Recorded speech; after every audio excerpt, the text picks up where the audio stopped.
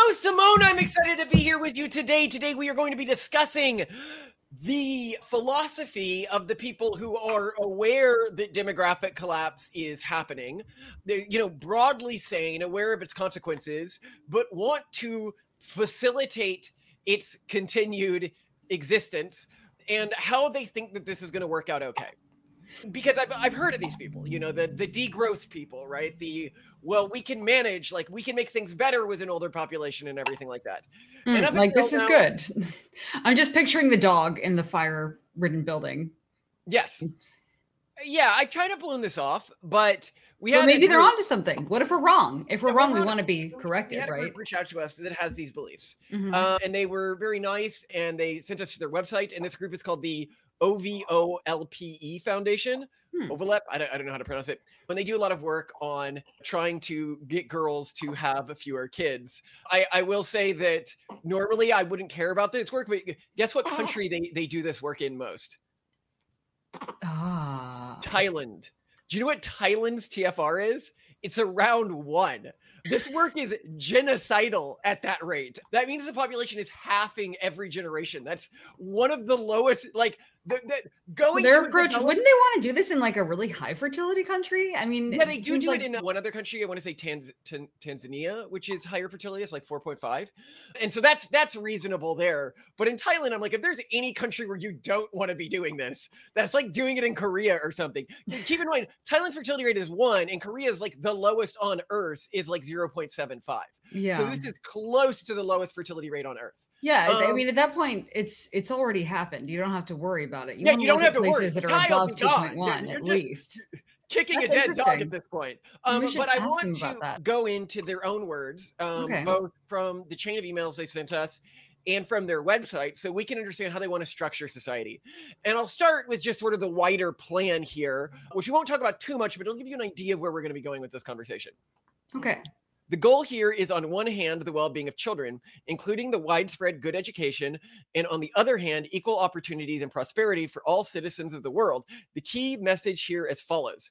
Fundamental right to 1 child per couple. This child will be supported through compulsory education, medical care, nutrition, and if necessary, financial assistance from the global community, at least until UNESCO ISCD level 2 or possibly level 3. Registration with the Child Protection Authority, the CPA, is mandatory. A second child is subject to conditions. Both parents must demonstrate and be able to independently financially support both children up to employability. Approval by the CPA is required. For the third child onwards, additional requirements apply. In addition to the requirement for approval, progressive child tax policies are levied. So basically, the more kids you have, the more you have to pay in taxes rather than the less. And then they go on to say in this section, this is to ensure that school attendance by less privileged children is refinanced by child taxes by wealthier families. Presumably, it would be the wealthier families who are allowed to have far more children, right? So it's like wealthy people can have, you can hear there's like elements of baseness to this, right?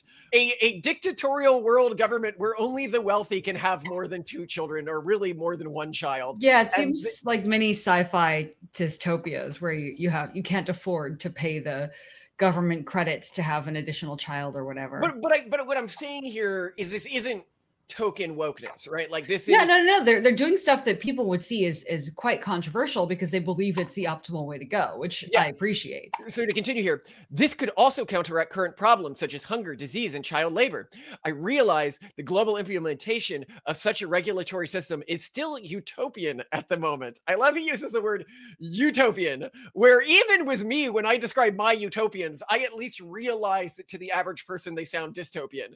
And I would guess that to your average person, this would sound extremely dystopian, or like that's not just me. You have a better ability to emulate normies. Normies would see this as dystopian, right? The CPA, which monitors all children worldwide. Normies would absolutely see this as dystopian. Okay, but democracy, healthcare, computers, and cell phones were also utopian not so long ago, and unfortunately still are for many people in the world today.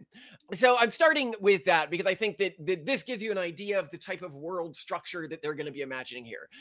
Like he seems to indicate that he sees democracy as a good thing, but it's also pretty clear that this type of world structure is meant to operate under a global technocracy, closer to the UN or the EU, where you have some token democratic elements, but they don't really determine who's running things. That's more a technocratic element. And we can talk about the benefits of that kind of system later, but that seems to be what they're presupposing here. And I'd also point out, with a system like this, our fans who are aware of falling fertility rates and everything like that, they can laugh at this when they hear it and be like, what an evil system is that? But I'd point out that we could be living in a reality where such a system as this was necessary. There Absolutely. is honestly, even if I lived in the 70s or something, right? And I was just looking at global fertility trends, I was looking at global populations, and you were like, what are you going to do about it? And my response would probably be like, well, I don't want to talk about this publicly right now because it would be very offensive. But we probably need to do some sort of restriction eventually. This doesn't seem mathematically realistic forever. And the consequences of this could be staggering, right? And even outside of that, even if you're like, well, in the 70s, you still should have known a population collapse was coming. Imagine we're on a spaceship or something, right? Feasibly Earth might have limited resources, right? Right. Feasibly, right? And so there's a point on the spaceship where, everyone's having too many kids, and you as the captain have to come in and say, okay, but we don't have the food or the oxygen for this anymore, right? So I'm just going to cut oxygen rations to sector C for this week, and we can repopulate in a bit, or we can do, stop having so many kids. Right. So what I'm saying here is, if you accept the premise that we are anywhere near Earth's carrying capacity, and you accept the premise that the population is still going up, I can see where something like this might be necessary. Right. I just don't think we're anywhere near that. But what I'm saying here is, the types of people who get into these ideas, one, this is an organization in Switzerland, so very Swiss culture, watchmaker world right here. And two, a lot of them grew up during an age where it's very hard for older people to grok and turn around and be like, oh, the world is fundamentally different now than it was when I was growing up. Yeah, and to your point, there's something very responsible about saying, I don't know how we're going to feed all these people. And just to blithely assume that we'll develop technology, which we ended up doing, that will be able to sustain all these people. And now we're at a juncture also where we're able to very reasonably say that we can continue to have some population growth without worsening climate change, for example, if that's what you care about. Whereas before we couldn't really say that. So I also think there's something responsible in not just being like a hand wave, tech will handle it, and saying, well, until we know, let's yeah. But to Simone's point here, she's talking about if we were in the 1970s. But we're not in the 1970s, Right. and now we know tech will handle it. Right. People are also really bad at updating their but that's their the point I'm priors. making. These people are older than us. They Right. grew up in a different era. They are just unaware. What's the name of the Cremu post where he talks about how this can be having kids doesn't actually hurt the environment? It's on his Substack. It's called Go Ahead and Have Kids. Depopulation won't stop climate change, but your kids might. Yes. And this is really true. This is where we are with technology now, because we know that the technocratic solution to climate change didn't work. We tried this on a global scale. It didn't work. Even when we shut everything down for COVID that year, when nobody was driving to work, when nobody was flying, we incrementally hit the reductions we were supposed to additionally incrementally hit every year by the Paris Climate Accords. Which, when I saw that, I was like, wait, so next year we need to keep everyone at home, keep all of the planes shut down, keep half of the factories shut down, and somehow incrementally reduce it again. And then we need to do that again the next year. Oh, so this is just funny money that you're playing with here, right? This can only be done by active scientific interventions, which require competent individuals to do. So that's the point there. And we've developed them, and Cremu talks about them, that now carbon sequestration, especially due to reduced energy costs, is going to be a lot more affordable and make a much bigger difference in hey, let's shut down all economies and travel. So yeah. Mm-hmm. So to go over some of the documents we'll be reading from here, because I think this will give you an idea of how spicy. An aging society is an opportunity. And is regulating the number of births necessary? By the way, here I'm going to have the Population Zero song.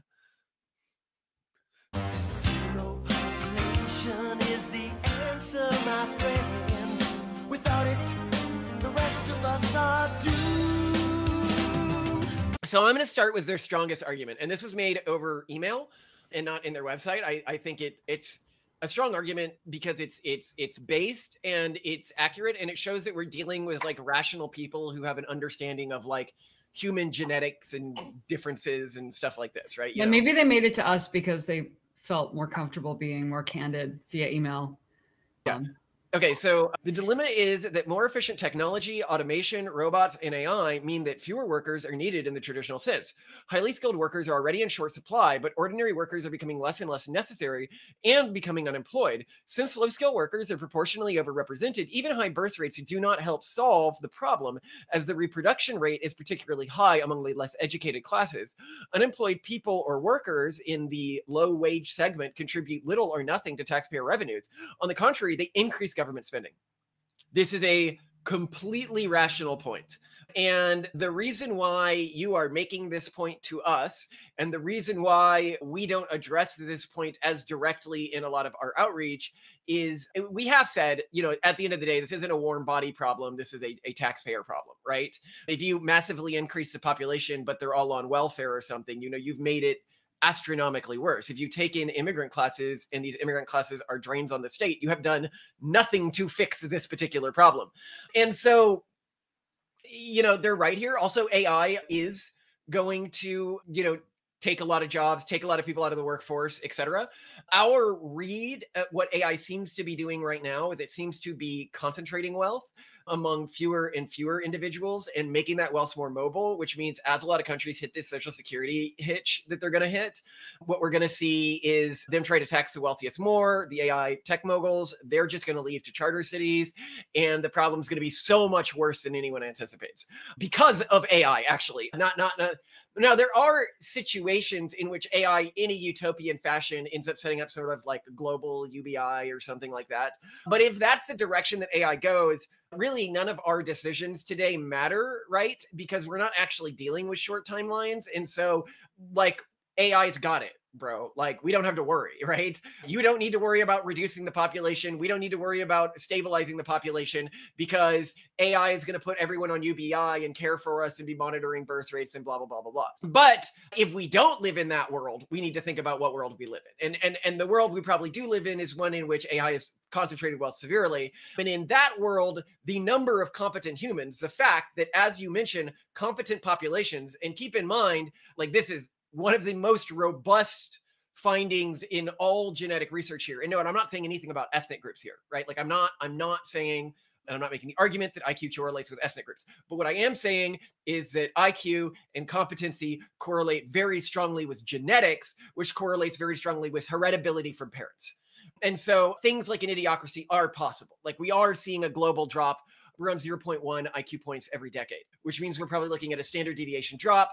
What is it, like every 15 years or something? And some research has found that the larger correlations with high fertility and different polygenic scores are correlations between obesity and higher fertility and lower educational attainment and they're the fertility. Two genetic scores, the genetic predictors for low fertility, the two best ones we have right now. No, for high fertility. People having more kids are more likely to also have polygenic scores associated with lower educational attainment and higher levels of obesity. And this matters a lot if we're talking about the types of solutions that actually work for climate change or for many of the solutions we're looking at, which means that you can't just say, oh, well, we're okay that competent populations are just bowing out of the gene pool, right? And worse, that populations that care about the environment are just bowing out of the gene pool, because about 40% of the way you vote is genetic in nature as well. I know the reason why I point out where I'm just talking about heritability, I'm like, take any racial thing out of the issue, is because when you make the argument in this way, like no serious geneticist will disagree with you. That like your probability of graduating from college, your probability of how much you make it as an adult, your probability is highly correlated with your parents, even if you were brought up in an adoptive family, because this has been looked at with like twin studies in adoptive families, and appears to be correlated with specific genes that we can find. So like the world, this is why population collapse matters so much more than you may think it would, because if you're just like looking at Europe and you're like, well, Europe will have like 30% of its existing population by this date, so it'll have 30% less tax revenue, that's actually wrong. because it is in the economically productive centers of Europe where you have the lowest fertility rates, and by like astronomical differences, right? So really what you're probably looking at with a 30% population reduction is something like a 50 or 60% tax reduction. And that obviously is really terrifying. But there's a reason we don't go shelling from the rooftops. You know, it's especially important that people who produce a lot in taxes are having more kids, because that's just not an optically good message. And so the way that we word that instead, which is also true, is this is not a warm body problem. If you just had, you know, double the population, but every new person you added was on welfare, you haven't really fixed anything. Well, and when you frame it from the perspective of, we have a big concern for government's ability to protect and take care of the most vulnerable people in their societies, it suddenly doesn't seem like we're trying to have only certain people reproduce, which is what the media repeats ad nauseum. But instead, this is about protecting our ability to sustain populations that are vulnerable and that actually need help. Yeah. So what she means by that is, when we are concerned about something like Social Security collapsing, that doesn't hurt Elon Musk. That probably won't hurt us, but it will hurt a lot of vulnerable people. And when Social Security collapses, welfare systems will also collapse. And now that we're dealing with a situation across Latin America, if, by the way, you're watching this and you haven't seen our recent video on the UN is lying about Latin Americans' fertility, we are not citing like crazy conservative stuff here. We are literally just citing Wikipedia and countries' own measured fertility rates, where across Latin America, you're now getting fertility rates around 1. And this is terrifying. Terrifying, because these countries are even less capable of dealing with this tragedy as it steamrolls in. Now, also, I want to point here to, like, nobody go and badmouth these people or anything like that. So this is, I'm quoting from the email here. Finally, we'd like to emphasize once again that we have the utmost respect for your commitment. Despite our different perspectives, we share an important goal: a livable, prosperous future for future generations on this planet. Our paths to achieving the goal may differ. Your focus on more children, while we are consciously focusing on fewer. However, both approaches are based on concern and responsibility for humanity. Totally, you know. Yeah, I really respect that. We want long-term human flourishing. They want long-term human flourishing. And that's really different from the typical antinatalist message that we get, because they just want long-term extinction, right? Yeah. No, these are people who I feel like if they actually engaged with like the modern science of like realistic solutions to carbon emission, that these solutions are likely only going to be deployed by populations that are competent and by cultures that produce highly educated people, and that those are the ones that are declining the fastest, and that any realistic solution to upend this is unlikely to be implementable within our lifetimes. You know, you're then like, okay, well then what marginally can I do that is actually likely to have an effect? And it is increasing the fertility rate within the types of communities that are already dedicated to environmental custodianship. But to continue here, humanity, and this is reading from them, their first email here. Humanity already consumes more than Earth can sustainably provide. According to calculations, we would currently need about 1.7 Earths to permanently cover our annual resource consumption. In other words, it is impossible for 8 billion people, let alone more in the future, to live in such prosperity as wealthy minorities do in this world, which includes you and me. The wealthy minorities includes you and me. A concrete example, the average ecological footprint per capita in Switzerland, where I come from, is around 4.7 global hectares per person. In the US, it's as high as 8.1. If the entire world population were to live at this level of consumption, the Earth would only sustain around 2.9 billion people in the long run. This discrepancy highlights the core problem. Either we would have to drastically reduce our lifestyle, or the number of people would need to be limited in order to achieve sustainable prosperity for all. Now, I read this, and I've heard this number before, and I've never really engaged with it, because I've been like, that's just poppycock, right? So I tried to figure out where it's from and how it was calculated. The Global Footprint Network, the GFN. And so first, again, I want to note, Earth likely does have a carrying capacity. There is likely some hypothetical limit of the number of people that the Earth can sustain with a degree of prosperity. For sure. The problem is that is likely, I'm going to guess, even conservatively, 1,000,000 times, 1,000,000x Earth's existing population. Just for an example of how comical this number is that the GF whatever, this environmental group calculates as like the Earth's carrying capacity, the Netherlands, okay? So the Netherlands is on right now, 60 to 65% of the country would be underwater if not for modern technology and a technologically adapted population. The Netherlands is about the size of Maryland. Okay, it's incredibly small. All right. The Netherlands is the world's second largest agricultural exporter by value, 129 billion by 2024. They produce nearly, and keep in mind, you could be like, oh, well, then they must only produce like really small, expensive crops like seeds or something. That's how they do it. No.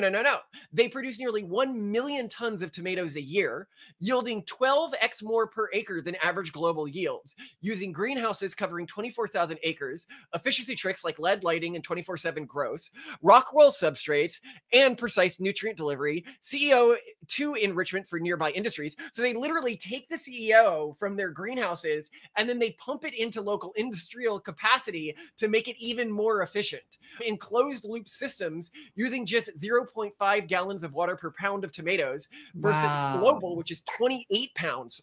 28 gallons per pound. There's 0.5 gallons per pound. So clearly we can be super efficient if we want. And it's not just that. For potatoes, they're a top exporter, 1.2 billion annually, using similar precision farming techniques. But so I was like, okay, if we implemented this system globally, what would Earth's carrying capacity be, right? Like we could set up, because I mean, he wants to create a utopian system, so I get to play in utopian world. Like in his utopian system, we're living under some sort of global technocracy, which educates everyone and everyone is becomes competent and super efficient, right? Okay, so I'm like, okay, we play in that world. We have nuclear reactors all over the Earth, infinite power, whatever. You'd be able to have a carrying capacity at around 20 billion people. Well higher, like more than double the projected number of people that we think Earth with current trends is going to get anywhere near. Right. And I'd point out, I don't even buy that Earth has really hit the 8 billion number right now, because if you look at the big countries that they'll say like contribute to this, a lot of them have really fuzzy reporting, like China. There's a lot of evidence, you can see our videos on this, that their population might be a third less than what they're reporting. And then other really high fertility countries, and I mean like really strong evidence that it's a third less than what they're reporting, because they have a huge reason to lie about this.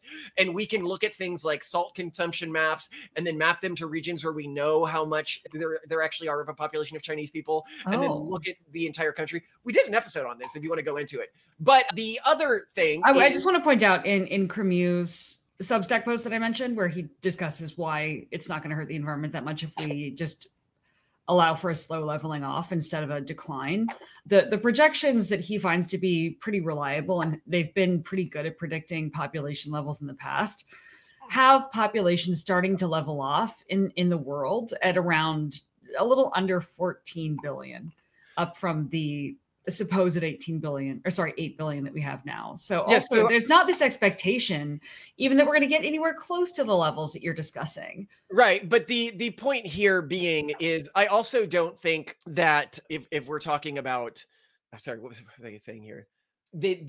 Also in other places where the numbers are probably hugely off is countries like Nigeria, which hasn't been conducting audits on this and distributes the national oil wealth to districts with like the subsidy wealth based on their claimed population numbers, and has done this unmonitored for about a decade at this point. So basically for a lot of the giant population countries that we think are really high fertility or like, whatever in the world, they're probably way below. So it's like with blue zones, where if you create an incentive for people to be really, really old, suddenly you have a whole bunch of really, really old people in that region. In the data. Yeah. The point being is, I don't buy this. I don't think Earth is going to get above 10 billion people.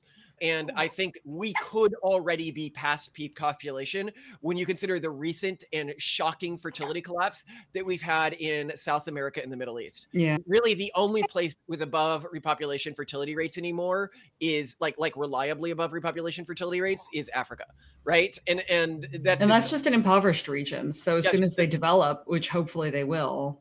And I'd also point out here that when I talk about, the reason I was talking about the Netherlands is I was talking about a location and how much we would have as a carrying capacity with current world technology, not hypothetical world technology, right? So if we're talking about the future, I mean, we live in an age of thinking machines now. We have like AI systems that can go over crop fields and laser shoot all of the weeds that are more efficient and way healthier than any pesticide we've ever had, and don't use pesticides. You're the person who sent me the video of that, right? That's insane. You see, the level of technology that we're getting to because of AI is astronomical. Imagine giant fields tended by drone swarms and other things like this. Keep in mind, if you're like, well, you would never be able to have the power to do something like this, right? You'd never be able to have the capacity to do something like this. The Sahara, if we covered just 1.2% of it, we would have, with solar panels, we would generate enough energy to match all of global energy use, okay?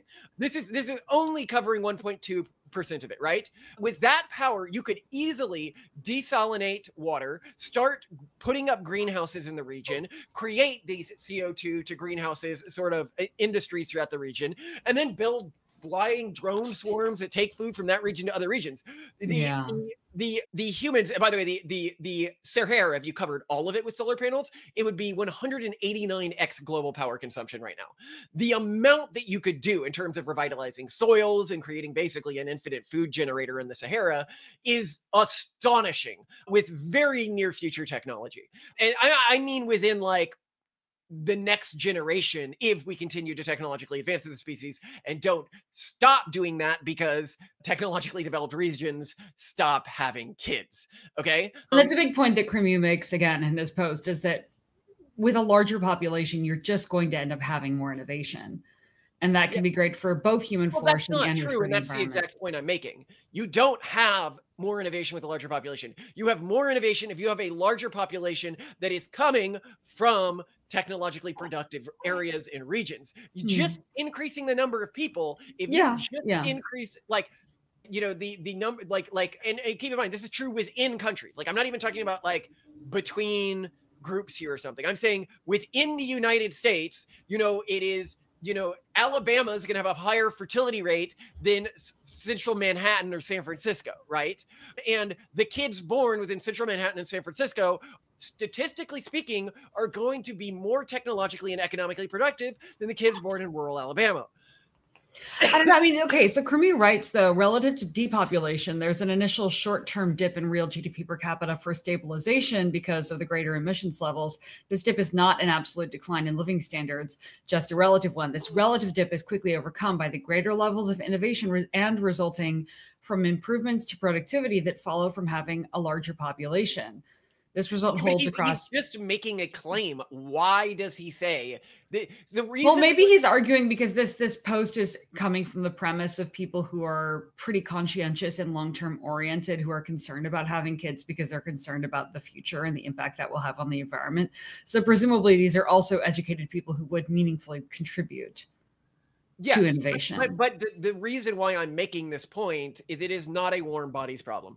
You know, we've been there. We get that. Right. But the point here being is people have a cultural right to the culture of their parents. But a culture is a combination of things. A culture is what gender roles you take on, the way you relate to educational systems, whether or not when you get sick, you believe witches did it. You know, like, these are all cultural things that people have a right to pass down to their children, and we do not have a right to eradicate. If these cultural beliefs lead to less thriving, it is upon the groups that hold these cultures to decide to adopt new cultural settings, not us as the technocratic overlords to erase their cultural practices. However, what is also true is in the world today where you have high fertility rates are also regions that have, culturally speaking, just a different relation to education, a different relation. So you've got all that, but then you've got the genetic effects. Like I was talking about rural Alabama versus Manhattan and San Francisco or something like that. It's not that there's no one in rural Alabama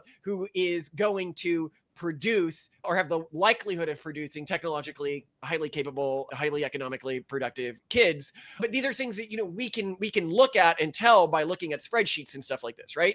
And so we are going to hurt from this, right? And hurt likely a lot more because of the type of propaganda that comes from environmentalists and disproportionately affects people who have like an altruistic sense to try to make the world a better place, which is highly heritable. Altruism is it's a very highly heritable trait, really associated with genetics and parental heredity. So yeah, don't go out there trying to convince altruistic people to disproportionately have fewer kids. That's not a winning strategy for the future of human history. Now, I'd also point out here, when we think about like how inefficient current livestock is and everything like that, we are still currently in an era where we literally have like animals that like walk around in fields, and like that's where we get our meat from. When you look at like where future humans are going to be getting their meat from, it's going to be in giant grown vats and stuff like that. The ones that I've always loved is a book called Man After Man, which was hugely influential on me. And I'll put a picture on screen of a meat factory from it, where it's just giant meat beasts that have like harvesting creatures crawling across them and putting the meat in. Beasts. Yeah, a food engineered creature. Let's see if I can read the text here. Meat beasts. I mean, isn't that just what cows are? No. Cows walk around. So you just mean brainless hunks of muscle? Yes, brainless hunks that perfectly, in an energy efficient fashion, turn food into exactly muscle. And you could say, well, you need to move around to build muscle. It's like, no, you don't. Not if you genetically engineer it to just produce muscle, right? Like the way we produce meat today is comically inefficient. I recently saw a post, by the way, on the EA forums where they were arguing that even altruistic people should not be vegetarians because it just has so many negative cognitive effects. Cognitive effects. On the net, you're going to do more harm to the world. By like retarding yourself through. Yeah, they're like, well, there's ways veganism. to cause less harm by focusing on these types of animals and grown in these types of conditions and stuff like that. Because humans are a herbivorous species and evolved to be a herbivorous species. An omnivorous species. Oh, sorry. Humans are an omnivorous species and evolved to be an omnivorous species. And that's why we have the dentiture we do. Because that is the dentiture of an omnivorous species. And our digestive tract is not really designed for ever eating only just plants. But anyway, let's keep going here. But the point I'm making here more broadly is that Earth's carrying capacity is completely dependent on technology and culture, and not completely, but like it's heavily modified by that. And that multiplier matters so much more than like the number of people. Like, suppose Earth's population crashes and Europe crashes out and the United States crashes out, and it's the Europe and the United States and Canada that are supplying a lot of food aid to many of the world's developing, starving nations. This is places in Africa and stuff like that. If we crash out, right, the carrying capacity of Africa would actually drop. Like, the number of people in Africa may even drop due to starvation just because we stop being productive and our economy stop being stable, right? Like, yeah, in many ways, the current African population boom is fueled by charity. Yeah, someone in a comment on one of our videos today actually just said that a lot of people theorize that African populations have been held up merely because of aid from Western countries. Well, no, and the aid hurts them a lot. It hurts. Well, it keeps them in cycles of poverty, but it can also increase populations. Two things can be true at the same time. Yeah, so the point being is like, yeah, the world may actually drop in its functional carrying capacity, its technology multiplied by carrying capacity, as fertility collapse goes on, because the regions of the world that are sending food aid end up having economic collapses.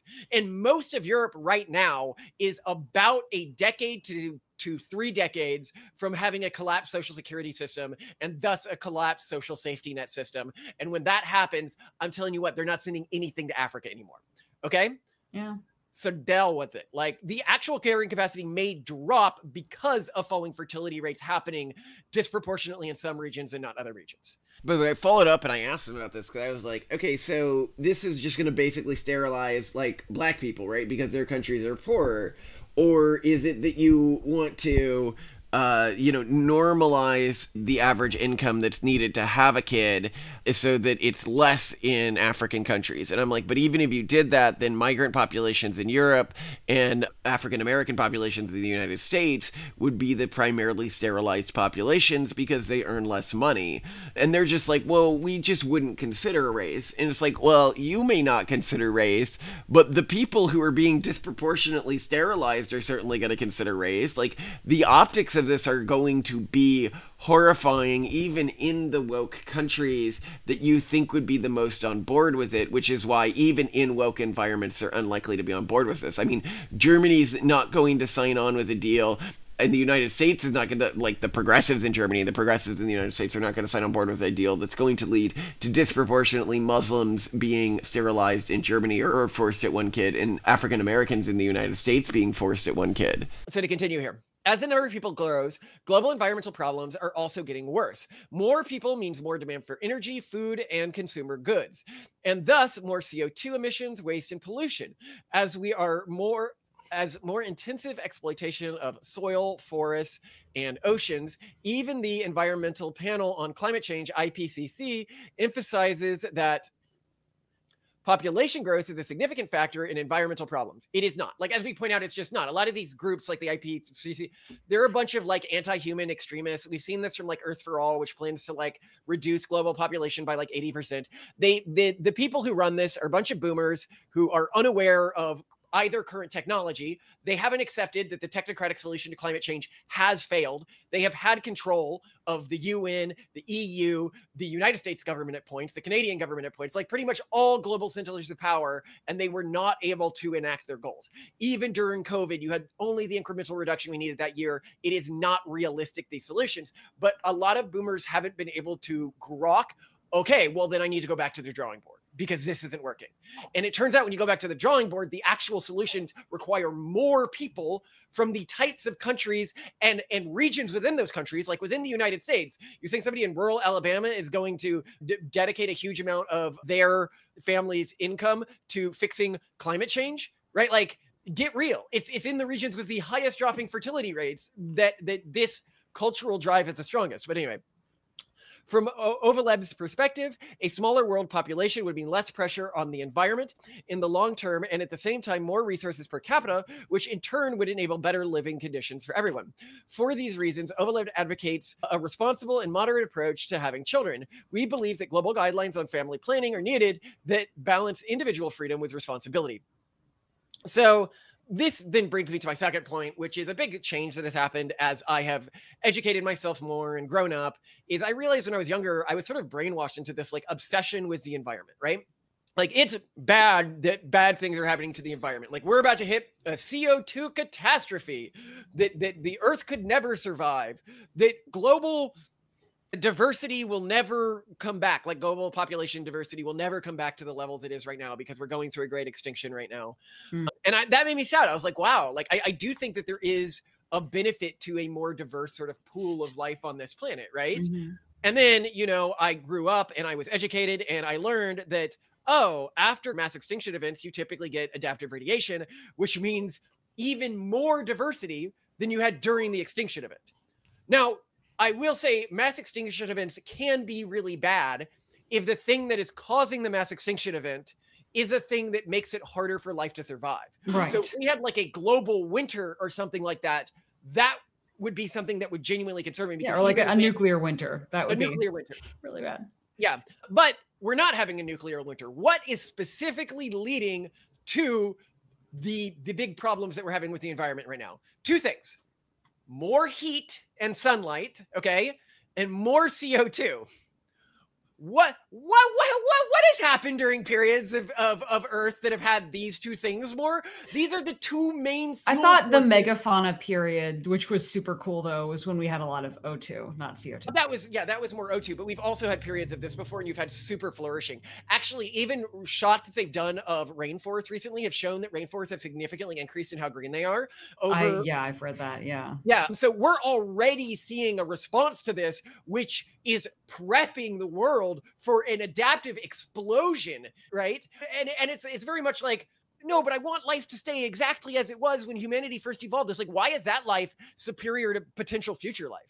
Like, I don't understand that, right? Like that to me seems weird. Like, we should care about life's diversity more broadly. And keep in mind, we're close to being able to seed new biomes that will be as rich as Earth's own, you know, if we can make it past this bottleneck, right? Like we will be able to design animals for these biomes. We will be able to, like, even the idea of what life is, we will be able to map all of the life that's left on Earth and recreate these biomes in even like AI testing scenarios until we can recreate them on another planet on our spaceships, right? But it's not even all of that. I remember, Simone, because you'd been brainwashed by all this environmentalist stuff.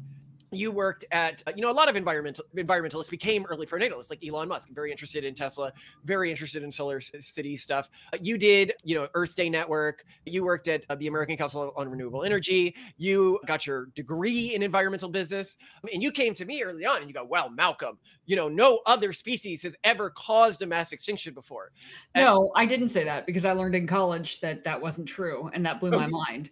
In the very program I custom designed to learn environmental business, I just discovered in historical geology that, lo and behold, this is a regular thing. Species leading to, if you want to learn about one of these events, you have the Great Oxidation Event, where species started producing oxygen as a byproduct, and it led to a mass extinction event. Yeah. And we wouldn't have any of the life we have today if it wasn't for that mass extinction event. Yeah, like, was that species evil because it created a world of animals that metabolize oxygen?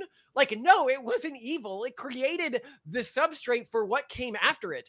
And even if we look at them being like, well, Earth could never survive at this level of CO2, here is a graph of Earth's CO2 levels right now and CO2 levels throughout history, going back 20, 30, 40 million years ago. What you will see is we have today at one of the lowest levels of CO2 in the air in all of Earth's history. Oh no, we're starved of it. See, we just yeah, we are at one of the lowest levels. Not only that, but I also put on screen here now temperature of the planet Earth over time.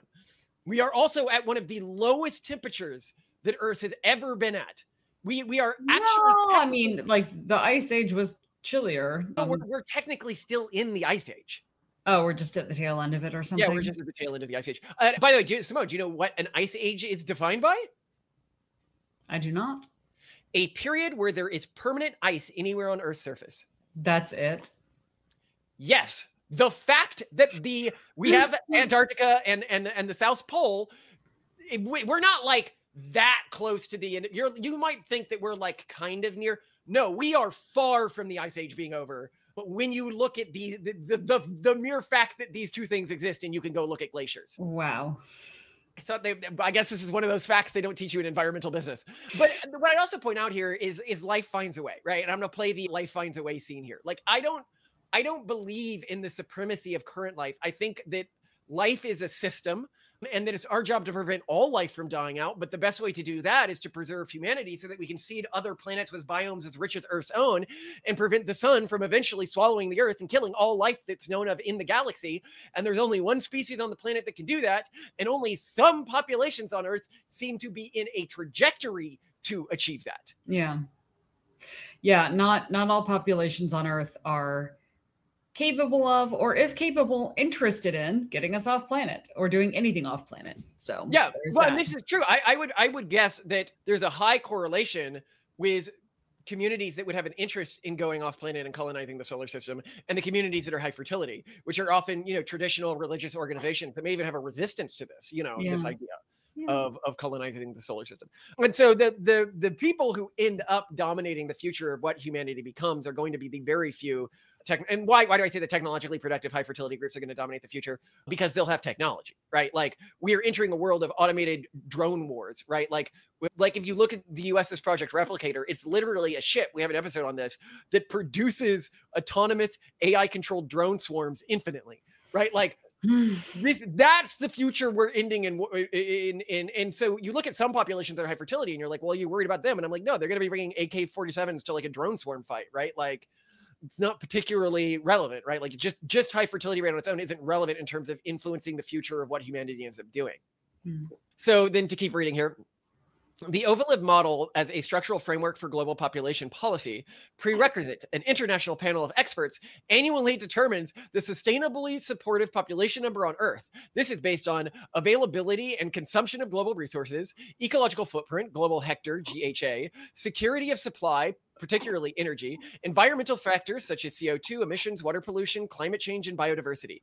Now, obviously, this sounds hellish to us because we already have organizations like this, and we have seen that they are willing to lie to people if you look at our recent video on the UN is lying about South America's fertility rate, the UN, for example, claimed that Colombia's fertility rate was 1.6 this last year, when the measured rate in Colombia was 1.06, right? Like, they're putting out a number there that's like 0.5 off, 0.6 off the actual number, right? Like, that is genocide denial bad. And a Colombian, I think he's Colombian, professor at Penn, Ivy League Penn, emailed the UN about this. And he said, why are your numbers off by double-digit decimals? Can you correct them?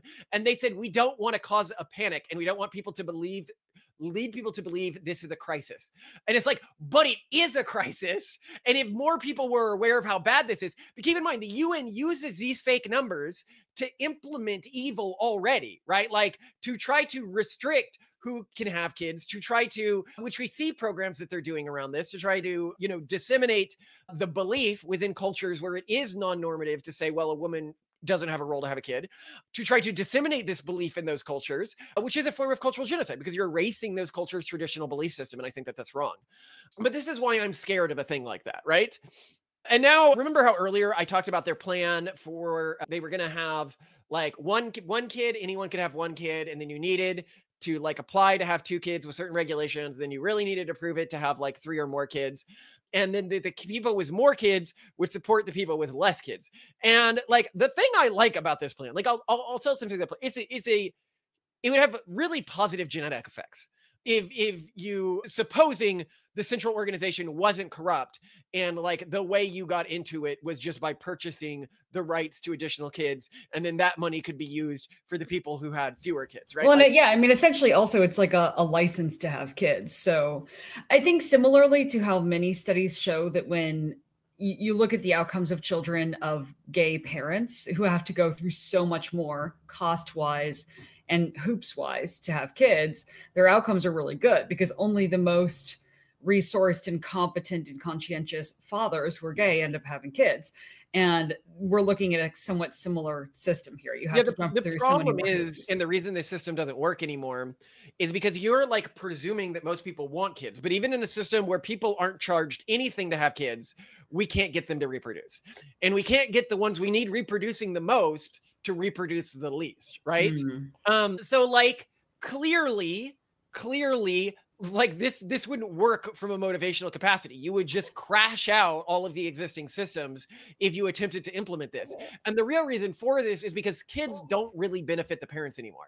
Historically speaking, when people had lots of kids, the reason you had the kids was because they would take care of you when you were old, because there wasn't social security systems, and because they would work on the farm or they work on the factory and they'd help support the family, or you get some dowry for them or something like that, right? Today, kids don't really do any of that, right? Like, they don't necessarily support you in old age. They don't help. They're just a drain on you. So who benefits from a family having kids? Like, who monetarily benefits from a family having kids? The state benefits from a family having kids. So families today are functionally having kids and acting as care providers for free, doing this job for free, and the state is reaping all of the benefits. So in reality, you would want an inverse system if you were going to have it work. Where people which is what many states are starting to do. I mean, South Korea is paying a lot to families to have kids. I mean, countries like Hungary are as well. So there are some states that are starting to say, all right, I own it. I'm benefiting from this. I'm going to pay for it. Parents that have kids. So it doesn't even work from like a moral measure. So that's like, sorry, the point I'm making here is the system is just like, if you look at the existing demographic trends, the obvious effects of this system are obvious, right? Like it's non-implementable in any population that attempted to implement it, because if you understand like our worldview on populations, we sort of see the world as like competing cultural groups, and we have no right to interfere with another cultural group. And each cultural group has the ability, first of all, the right to autonomy, the right to not have people outside their cultural group come in and tell them or their kids how they should live or what they should value. But in addition to that, they're each sort of exercising an experiment for what may work for the future of humanity. I can tell you, like, normally I'm not going to be like, that's a dumb experiment to run. But if you attempted to implement this system that you have within any region, that region and the culture that it contained would not exist within future human populations. It would go extinct within about 3 or 4 generations, which shows that this system is just not a viable system in and of itself. Like, imagine you were able to implement this within Switzerland, right? And you just completely and effectively implemented it. How quickly would the Swiss population just crash out and not exist as a meaningful human group anymore? Like, it's clear that you're not stupid. Like, you can run the math on the existing Swiss fertility rates. You can look at how it now all of a sudden having kids costs even more, right? Like, how quickly it would crash out.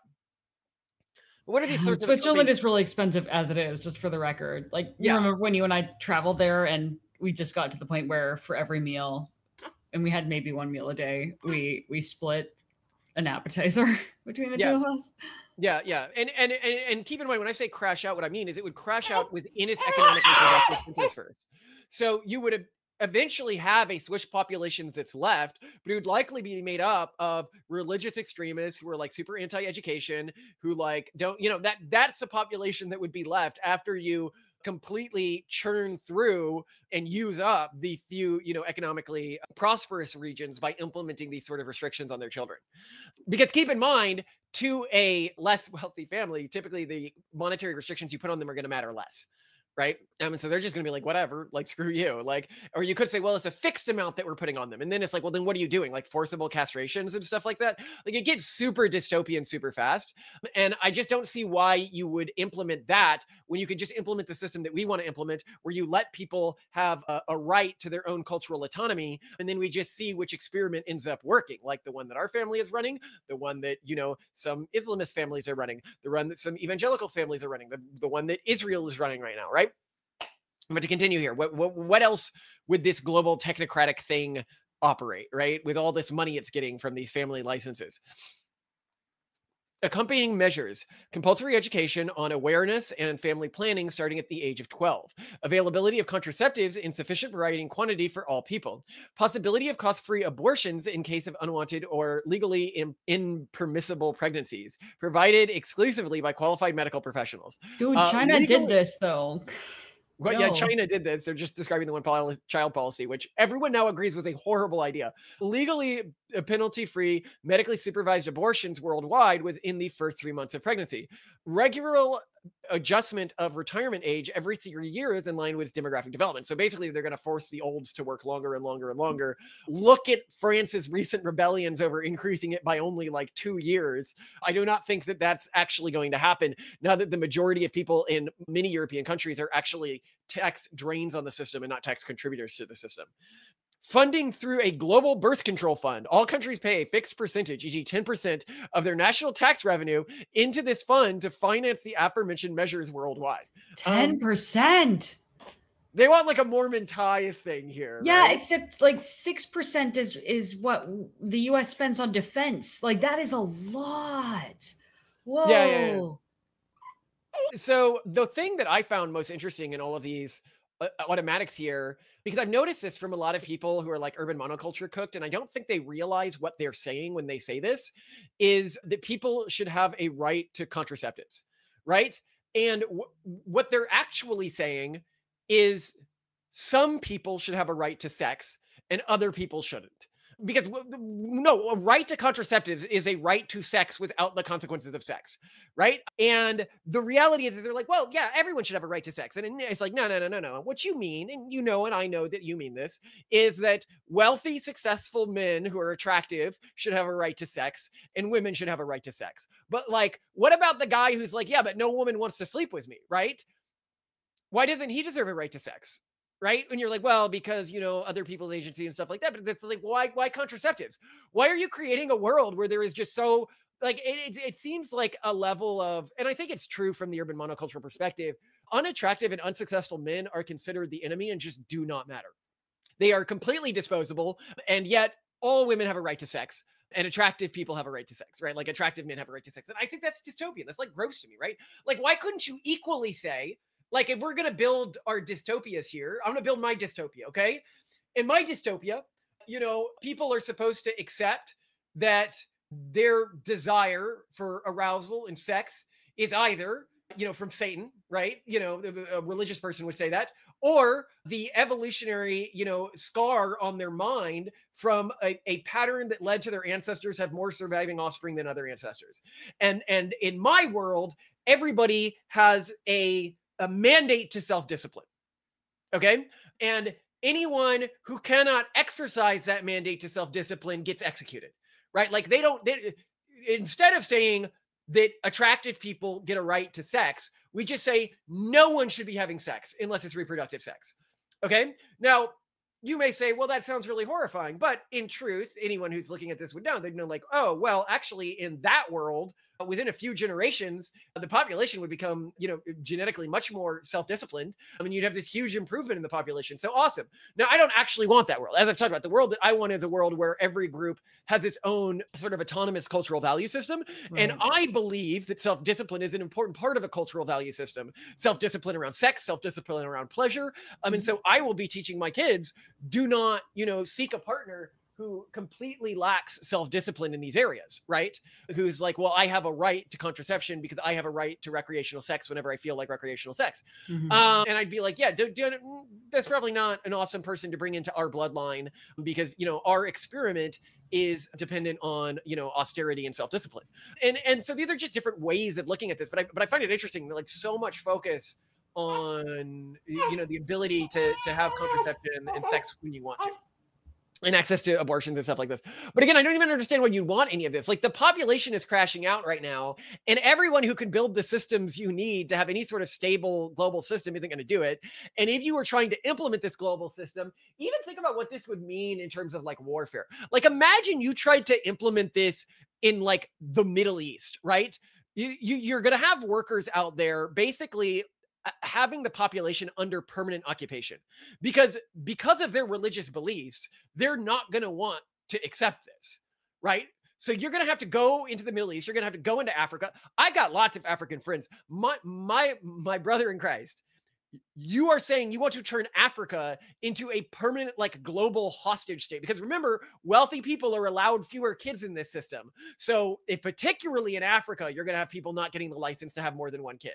These are people who grew up in many of these countries expecting like 16 kids, right? So how are you going to implement that? Well, what you're going to have is you're going to have soldiers with guns marching down the streets to people's houses and executing people when they break the rule because they want to. And you're going to have constant guerrilla raids on these soldiers because the local population isn't going to want this.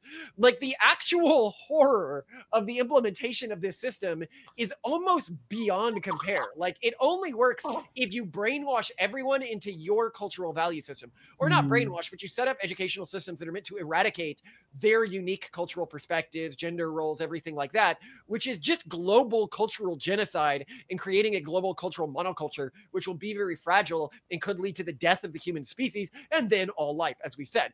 Monocultures, like anyone who knows biology or environmentalism should know how desperately fragile they are. If you look at the global monoculture today, the reason why like Paris, if I'm an upper middle class person in Paris or Manhattan or Rio, I'm going to be more culturally similar. I'm going to be, if I'm near a high fertility population in Manhattan, like Orthodox Jews or like Amish a bit out, or like us or Elon, like we're all really different from that. This global urban monoculture has shown itself to be very weak, and you want to extend its reach even further? Like that seems really bad. Like not ideal. Actual human thriving. So I asked them about this point, and they're like, oh, no. We're going to do this all voluntarily. We just won't send aid money to countries that, don't want to sign on for this. And if you're aware of how international aid works, you would know that already we've had, tons of aid rot in African countries because they were afraid of aid without any conditions. They're just like, well, we're not sure about this rice. I don't know, it could be here to sterilize us. And that was actually the specific thing that they were afraid of, that the rice would lower their fertility rate. So they let it rot instead of distributing it to the citizens, while people were literally starving to death on the streets. So you can tell already in the majority of Africa, no one's going to sign on board with this. The United States wouldn't sign on board with this. Israel wouldn't sign on board with this. Most of the Middle East wouldn't sign on board with this. And what it would be is just people who already sort of have this mindset signing on board with this and then slowly going extinct in regards to world power. Because, I look at this and most of our listeners look at this and we're like, wait, why would I, when the rest of the world is continuing to move ahead, why would I deliberately, cuck myself? I can't imagine why you would so knowingly trivialize your own culture and genetics in regards to the future of human civilization because that's what they're doing, right? Like other places are going to move ahead, even if everybody signed on board with this.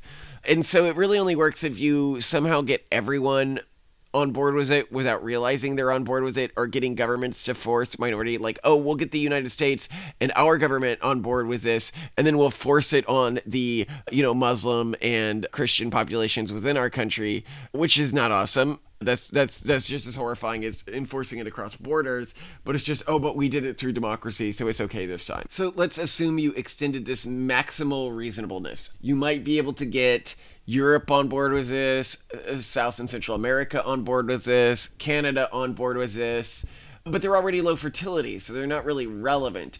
Of the high fertility, high technology, e.g. likely to get off planet, likely to colonize the solar system, likely to continue thriving populations, you've got populations like Israel. Israel would never, ever, ever get on board with this. The populations like the United States, which would never get on board with this. And so basically it's just like the countries that are already unlikely to be relevant to the future of human civilization bowing out and handing the baton to the countries that are already taking over human civilization. So another thing that I thought was interesting is what they thought that everyone should have a right to. 30 meters squared private residence space, roofed, needed heating or cold, 2 meals a day with 18,000 to 36,000 calories, depending on age. Outfits that are like a standardized outfit in another language I don't understand. Completing schools through UNICED, ICED level 2, possibly 3. I really hate global schooling things. I think schooling and education should be left up to a culture because it's often used for cultural eradication. Historically, that is like the main use of school systems is cultural genocide. And families, especially with AI now, can educate kids themselves. See Parasia.io, the free education system, or very inexpensive education system we made for everyone. It divides education into like a civ-like tech tree, and then it's got like a Socratic tutor on every particular skill that you can learn, and students can interact with this until they pass, and then they move into the next part of the tree and they can just learn stuff. And some families are enjoying this. And if you are one of those families, please let us know in like email or something, because we really appreciate it. It helps motivate us to keep developing systems like this. One means of transportation: e-scooter, e-bike, moped, free contraceptives of choice, fresh drinking water, and access to basic medical care. Now, I don't know why, because to get these things, you need to take the money from someone. Like, why should a group, I just don't understand, have to pay for another group's access to these when they're attempting different cultural experiments. Like if you don't allow cultural experiments to fail, you basically force people to live on in suffering, because you are allowing cultures that create what you can call weakness, right? Like the inability to produce the resources they need to survive, to continue to replicate, which eventually is going to cause enormous pain, right? Like we were talking recently about like the morality around like EA and stuff like this, and they're like, oh, well, what do you care about, these people in Africa who aren't getting their whatever medication or food or whatever? And I'm like, bro, like, look at the demographics right now. Europe and the United States are gonna crash out within the next few decades. Okay, all of these populations that you're sustaining in Africa right now, it's like a fish tank, right? And you're putting in food every day, and I'm like, why are you doing that? We're about to go on vacation for like a year. And you're like, well, I don't want today to be the day. And I'm like, well, you could be taking the time and effort that you're spending on the food thing and delay our vacation, or figure out some solution so we don't have to go on vacation, give them like But no, they don't want to hear that, because they don't actually care about these populations. They know this vacation is coming, and they don't care what happens in a lot of these countries when Europe crashes out, which is only a few decades away from doing. Finally, I thought, then they're like, okay, why shouldn't we care about this issue? Like why, what's going to fix this, right? Fertility collapse. Number 1, automation and productivity increases. Technological progress will significantly increase efficiency of many industries. Automation, AI, robotics will take over tasks, reducing the need for human labor. The declining number of working people can be offset by higher productivity, thus maintaining or even increasing economic performance.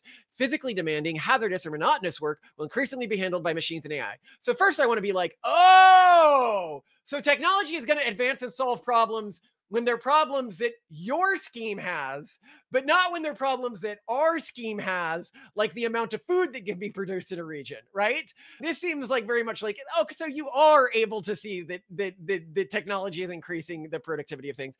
2, this is unlikely to work realistically if we look at the way that AI is increasing wealth with some populations, whereas draining it from other populations right now. It's more likely going to exacerbate all of the problems associated with this than fix the problems associated with this. And but I will note that this isn't a problem for them. Like when I say like a few people are going to have all the money, right? Like, and they're going to move to charter cities and countries that don't tax them as much. What they'd say is, well, that's not relevant to our plan because we're trying to create a global technocracy, right? Like, and the rich people would have to live under the jackboot of our global technocracy, just as the Africans in the Islamic regions have to. And I'm like, okay, like, cool, but like obviously you're not setting that up in the next 3 decades, and you're not going to build enough movement to build that up in the next 3 decades. So it's just like well, hypothetically we could do X, which isn't going to happen and would honestly be horrifying if it happened. Horrifying. Like the idea of people marching down like streets in Pakistan, shooting anyone who's like having over that many kids, or being like, oh, well, now we need to take you. This child is not allowed to exist. And then the constant wars they would have with the religious people. Anyway, then they talk about extending working life, right? And they have this whole thing about how working life is going to extend, except in 2019 in the US, the average age was 78.8. The last year we have a good measure for 2023, 78.4. So it's going down. It basically goes up and down, but remains pretty stable. This is in the United States. If we look at Europe for 2019, you got 81.3. And then for 2023, you got 81.5. So about the same. Yeah, everyone's going to die except for Brian Johnson. Yeah, no, but the point being is that life extension technologies don't actually seem to be having the impact that you would expect. I just think Ozempic's going to have a big impact in numbers coming up. But the problem is that people seem to get more unhealthy as technology increases as well. So that's part of the problem here, right? Education and skills development. Again, we've said. Just a note, Malcolm. We do need to record a weekend episode still, and we're running out of time. So can you wrap? Okay, fine. I won't go over anything else here. You get the idea. One thing they did want to do, which I thought was cool, is they want to make English the world language, American, as I call it. American. Well, there we go. That's nice. Okay, we'll go record that weekend episode. Just, guys, no ill meaning here. Like, I can understand how you could come to these beliefs if you grew up in a different era than us, or you're living in a different cultural environment. But what I want to fight for is cultural autonomy for everyone. Yeah. And then the systems that work can go on and thrive and colonize space. And I think that is the least coercive way to achieve realistic outcomes. But I think you could say we're all for this system they propose within their own city states. Yeah, like if they want to create a sovereign state that has this system and they believe it's going to produce the best human flourishing, we really want, like, I would love to see if this experiment works well, and maybe it does. So but I absolutely would go for it. No one in this organization has any kids. Sorry, that they're almost all below repopulation rate. That's what I'd argue. 2 kids or less. In which case, they're not relevant to the future of humanity because they're just not going to be around in the future of humanity. I mean, it really depends on how many flourishing grandkids and great-grandkids. Yeah, but I don't think kids raised in this culture are going to have well above repopulation rate grandkids. Yeah, well, I love it. And thanks for covering this. Very interesting. I mean, what I like is that they also care about long-term human flourishing, and it's very interesting to see their exceedingly different hypotheses on how to get there. So I'm glad they're doing what they're doing, and I appreciate they're reaching out to us. Yep. Have a good one. Bye. Yeah. Okay. People seem to enjoy the episode, by the way, on Nepo Baby Socialists today, so that was good. Oh, can you hear me? Yeah, I can. Sorry, I was just getting a task started in my vibe coding app. Can you hear me okay? Hello? Mm-hmm. Wonderful. And I am right now opening this so I can see the script that I have for today. Nice. I think you'll find this really interesting, actually. Yeah, I'm always interested in the way that people who aren't necessarily just full out antinatalists, but like just concerned about population are looking at things. This might dovetail also with, I was thinking of maybe just doing a paid members only episode going over this, but honestly, it might dovetail really well with this, which is a very short Substack post that Cremu did on the impact of having kids on environmental causes, like whether it really is a bad idea to have kids if you're worried about climate change. Oh, and what did he come to? No. I mean, given that it's part of our advocacy, we can probably do a longer piece on that. What I was actually thinking is I wanted to do another piece that does sort of what I'm doing now, like going over their own website and literature on the degrowth movement, if you're familiar with that. Is this the one where they're like, let capitalism just stop working and put debt on Yeah, everything. basically, it's like let capitalism stop working and we'll figure something out then. And it first really got big during the pandemic, right? Or at least that's when people started. Well, yeah, I mean, it's something that a lot of like big people, like I think Bill Gates is pro this, a lot of the EU is pro this, a lot of the UN is pro this. So, you know, it's a big movement and pretty scary stuff. Bill Gates, really? Yeah, that Bill Gates was part of it, yeah. Good Lord. Or like stuff he funds is adjacent to it. Maybe he himself wouldn't be aware of that. Because you've got to be, it's one of those movements that's just like pants on head crazy. Yeah. Right.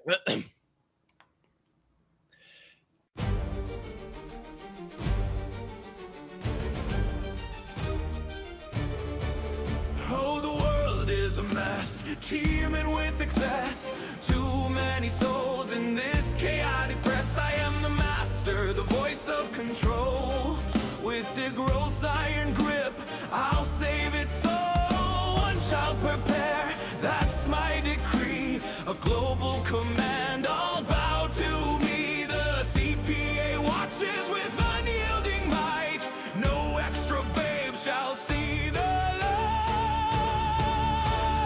Degrowth, my glorious scheme.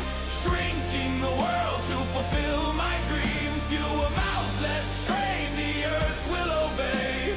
Bow to my vision, or fade away.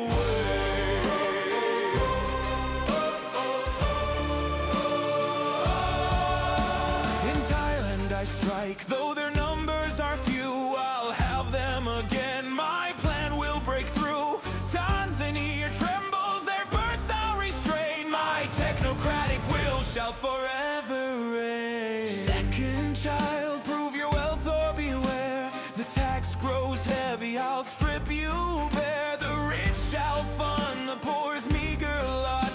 Equality carved in my dystopian plot. Degrowth, my tyrannical call. Culling the masses, I'll rule them all.